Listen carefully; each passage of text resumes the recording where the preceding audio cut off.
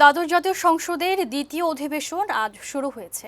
এই অধিবেশন আগামী 9 মে পর্যন্ত 6 কার্যদিবস চলবে। স্পিকার ডক্টর শিরীন শারমিন চৌধুরীর সভাপতিত্বে বিকেলে অধিবেশন শুরু হলে প্রথমে শোক প্রস্তাব উত্থাপন করা হয়। চলতি সংসদের ঝিনাইদহ 1 আসনের সদস্য বীর মুক্তিযোদ্ধা আব্দুল হাইয়ের মৃত্যুতে শোক প্রস্তাবের ওপর আলোচনায় অংশ নেন সদস্যরা।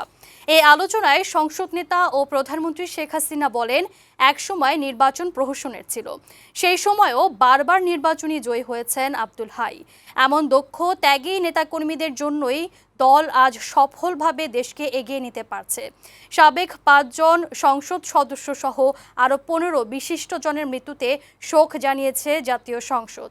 চলতি সংসদের সদস্যদের মৃত্যুর শোক ও শ্রদ্ধা জানিয়ে অধিবেশন রোববার পর্যন্ত মুলতবি করা হয়।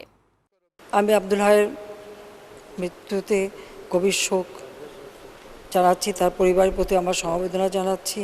বাংলাদেশের জনগণ আজকে একটা মর্যাদা নিয়ে চলতে পারে বিশ্ব দরবারে, এবং এটা আমার পক্ষে সম্ভব হয়েছে এই জন্য যে আব্দুল হাইয়ের মতো এই ধরনের ত্যাগী নেতা কর্মী ছিল বলেই এই সাফল্য আমরা আনতে পেরেছি।